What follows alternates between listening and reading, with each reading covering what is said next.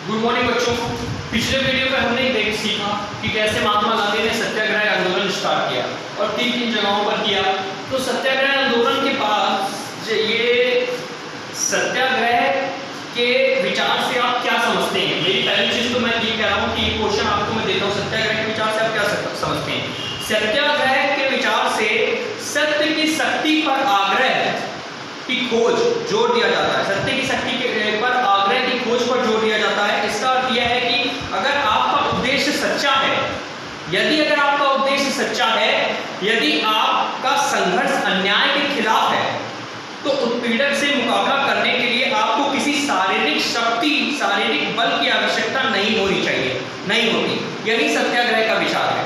ठीक है, तो सत्याग्रह जब स्टार्ट करते हैं तो धीरे धीरे सत्याग्रह बढ़ा। तो अब अंग्रेजों को ये लगा कि महात्मा गांधी जी जो सत्याग्रह कर रहे हैं, इससे अंग्रेजों को बहुत ज्यादा हानि हुई, नुकसान हुआ। जनता भड़कने लगी, लोग भड़कने लगे, लोग आंदोलन करने लगे। तो अंग्रेजी सरकार ने, ब्रिटिश सरकार ने एक नया एक्ट निकाला जिसका नाम है रॉलेट एक्ट। रॉलेट एक्ट 1919 में पारित हुआ और इसमें अंग्रेजों ने एक नया कानून बनाया कि किसी भी राजनीतिक गतिविधियों को कुचलने के लिए, जो सत्याग्रह आंदोलन हो रहे थे ये भी राजनीतिक गतिविधियां ही कही जाती थी, किसी भी राजनीतिक गतिविधियों को कुचलने के लिए और किसी भी राजनीतिक क्रांतिकारी या राजनीतिक कैदियों को 2 साल बिना कोई मुकदमा चलाए 2 साल तक जेल में बंद रखने का कानून पारित किया। ठीक है, इससे क्या हुआ? 2 साल तक बिना कोई मुकदमा चलाए कानून पारित किया गया। इससे क्या हुआ कि महात्मा गांधी ने ऐसे अन्यायपूर्ण कानून के लिए खिलाफ अहिंसा ढंग से नागरिक अवज्ञा आंदोलन चलाया, नागरिक अवज्ञा आंदोलन। और इस कानून को नाम दिया गया काला कानून। रॉलेट एक्ट को एक और नाम दिया गया था जिसका नाम था काला कानून। ठीक है, काला कानून रॉलेट एक्ट को। इसके लिए रॉलेट एक्ट सत्याग्रह प्रारंभ कर दिया गया। ठीक है, रॉलेट एक्ट सत्याग्रह प्रारंभ कर दिया गया और महात्मा गांधी ने रॉलेट एक्ट के खिलाफ जो सत्याग्रह चलाया उसका नाम था रॉलेट एक्ट सत्याग्रह, जो 6 अप्रैल को प्रारंभ हुआ था। रॉलेट एक्ट सत्याग्रह, रॉलेट एक्ट सत्याग्रह, ये हुआ था 6 अप्रैल को, जो महात्मा गांधी ने आरंभ किया 6 अप्रैल। ठीक है, रॉलेट एक्ट सत्याग्रह। रॉलेट एक्ट सत्याग्रह के विरोध में जन आंदोलन ने क्या किया? जनता ने हमारी क्या किया? रॉलेट एक्ट जो था बहुत ही खराब एक्ट बनाया था ब्रिटिश सरकार ने हमारे देश के लिए, जनता के लिए। तो उसके लिए जनता ने क्या किया? पहली चीज जनता ने ये किया कि अपनी दुकानें बंद कर दी, अपनी मार्केट की दुकानें सारी बंद कर दी, रैलियां और जुलूस निकालने स्टार्ट कर दिए और सभी लोग हड़ताल पर बैठ गए। ठीक है, अमृतसर में बहुत सारे स्थानीय नेताओं को हिरासत में ले लिया गया। इस हड़ताल के जरिए, इस रैलियों के जरिए अमृतसर में बहुत सारे स्थानीय जो लोग थे उनको हिरासत में ले लिया। गांधी जी को दिल्ली में आने से, प्रवेश से वर्जित कर दिया। गांधी जी को दिल्ली आने से मना कर दिया गया था। 10 अप्रैल को पुलिस ने अमृतसर में एक शांतिपूर्ण जुलूस में, 10 अप्रैल को पुलिस ने, ब्रिटिश सरकार ने अमृतसर में एक शांतिपूर्ण जुलूस में लोगों पर गोलियां चला दी। ठीक है, इसके बाद लोग इन सब चीजों को देखते हुए लोग और ज्यादा गुस्सा आ गए, और ज्यादा क्रोधित हो गए, और ज्यादा आवेश में आ गए, और ज्यादा आंदोलन बढ़ गया। तो इससे हमारे देश की जनता ने देश में जितने भी सरकारी कार्यालय थे, रेलवे स्टेशन, डाकखाने वगैरह, उन सब में आक्रमण करने शुरू कर दिए, उनको ध्वस्त करना शुरू कर दिया। इस पूरी स्थिति पर काबू पाने के लिए अंग्रेजी सरकार ने मार्शल लॉ लागू किया। मार्शल लॉ, इन पूरी स्थिति को पर काबू पाने के लिए अंग्रेजी सरकार ने मार्शल लॉ लागू किया। मार्शल लॉ क्या है? मार्शल लॉ मैं बताता हूं। Martial law, martial law, martial law लागू किया। इस पूरी स्थिति पे काबू पाने के लिए अंग्रेजी सरकार ने मार्शल लॉ लागू किया। मार्शल लॉ लागू किया। ये मार्शल लॉ में क्या है कि मिलिट्री के सबसे उच्च, सबसे बड़े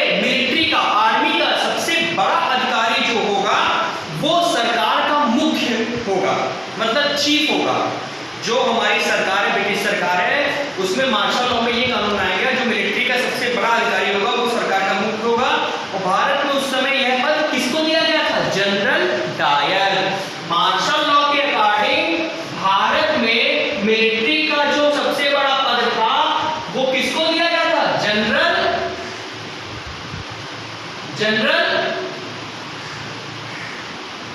डायर। जनरल डायर को दिया गया था ये पद। मार्शल लॉ में जो सबसे बड़ा अधिकारी था मिलिट्री का, उसको ये पद किसको दिया गया था? जनरल डायर को। जनरल डायर के बाद अब हम आते हैं, बात करते हैं हमारा अगला जो जन आंदोलन का कांड हुआ सत्याग्रह में, वो था जलियांवाला बाग हत्याकांड। उसके बाद हमारा आंदोलन हुआ जो एक हुआ जो था जलियांवाला बाग।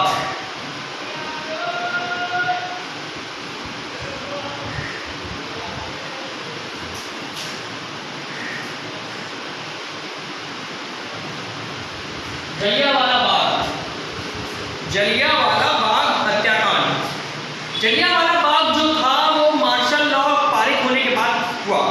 क्यों? असल में क्या था कि 13 अप्रैल को 1919 को, ये कब हुआ था? 13 अप्रैल 1919 को जलियांवाला बाग हत्याकांड हुआ। को अमृतसर में जलियांवाला बाग में बैसाखी का मेला देखने लोग आए थे। 13 अप्रैल 1919 को जलियांवाला बाग में अमृतसर में बैसाखी का मेला देखने लोग जुटे थे। यह मैदान चारों तरफ से बंद था। चारों तरफ से बंद होने का मतलब नहीं है, ये चारों तरफ से दीवारें खड़ी है, लेकिन इसमें क्या था? गेट लगे थे, ऐसे गेट लगे थे, ये गेट लगे थे। ये गेट जनरल डायर ने पूरे बंद करवा दिए थे। पहले आर्मी को अपने अंदर किया, ये गेट पूरे बंद करवा दिए ताकि कोई बाहर ना निकल सके। ठीक है, तो यह मैदान चारों तरफ से बंद था। शहर के बाहर होने के कारण वहां जुटे लोगों को यह पता नहीं था कि इलाके में मार्शल लॉ लागू किया जा चुका है। और शहर के ये जो जलियांवाला बाग था वो अमृतसर शहर के बाहर था थोड़ा सा, तो इस बारे में उनको पता नहीं था कि यहाँ पर मार्शल लॉ लागू किया जा चुका है, कि देश में मार्शल लॉ लागू हो चुका है।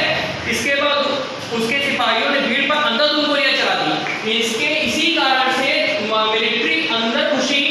मिलिट्री घुसी अंदर, और जलियांवाला बाग के अंदर जितने भी अमृतसर में जितने बैसाखी का मेले देखने के लिए लोग जुटे थे उन पर गोलियां चलवा दी जनरल डायर ने गोलियां चलवा दी। ठीक है, अंग्रेजों को ऐसा करने का एक ही मकसद था, उनका डर भारतीयों पर कायम रहे।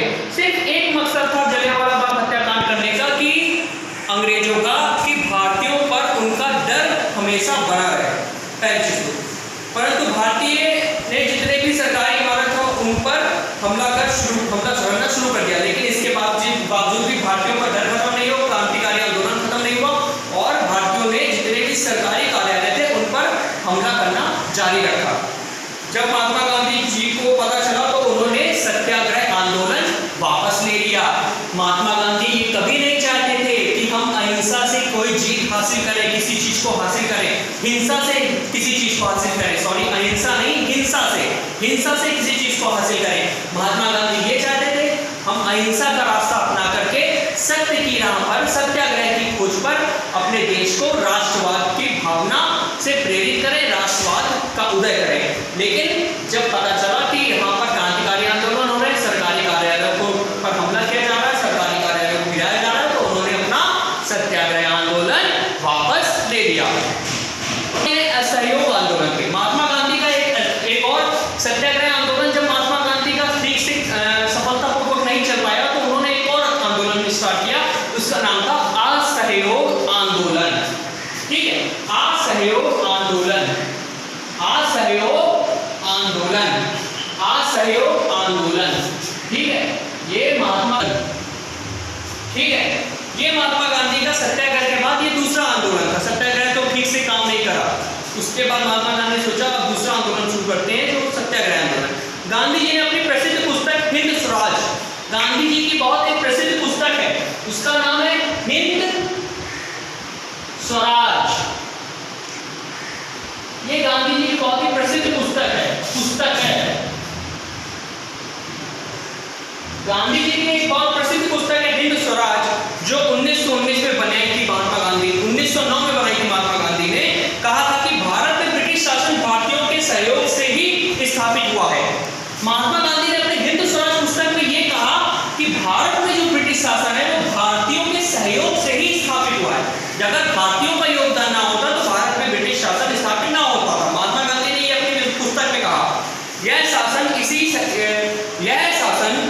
इसी सहयोग के कारण चल पा रहा है। अगर भारत के लोग अपना सहयोग वापस ले लें तो साल भर के भीतर ब्रिटिश शासन ढह जाएगा। महात्मा गांधी ने कहा, इसीलिए तो असहयोग आंदोलन इसका नाम दिया गया कि जितने भी भारतीय ब्रिटिश सरकार का सहयोग कर रहे हैं हर चीज में, सरकारी नौकरी में हो, ट्रेड में हो या बिजनेस में हो या किसी भी चीज में, वो सहयोग अगर वापस ले लिया जाए तो ब्रिटिश शासन ज्यादा दिन तक नहीं चल सकता। ये महात्मा गांधी ने कहा। इसी वजह से महात्मा गांधी ने असहयोग आंदोलन किया। इसी सोच के साथ महात्मा गांधी ने असहयोग आंदोलन की शुरुआत करी। इस आंदोलन के लिए सबसे पहले गांधी जी पूरे भारतीयों को एक साथ लाना चाहते थे। इस आंदोलन के लिए अब सबसे बड़ी चीज जो है, इस आंदोलन के लिए महात्मा गांधी सारे भारतीयों को एक साथ लाना चाहते। सारे भारतीयों में कौन? मुस्लिम समाज भी हमारा आ जाए, ठीक है, और हिंदू समाज भी हो जाए। हिंदू और मुस्लिम ही दो ही मेन थे उस समय हमारे भारत देश में। तो मुसलमानों को भी इस आंदोलन में साथ देना चाहते थे।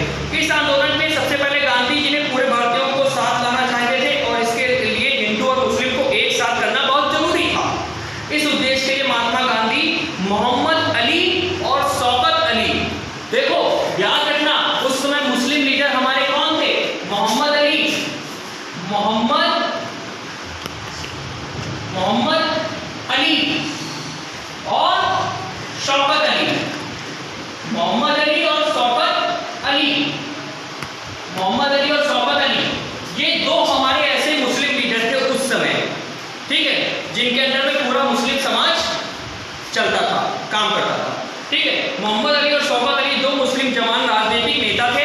महात्मा गांधी ने उनसे असहयोग आंदोलन के बारे में बातें की और उनको अपने सहयोग में मिला दिया गया, ठीक है। तो ये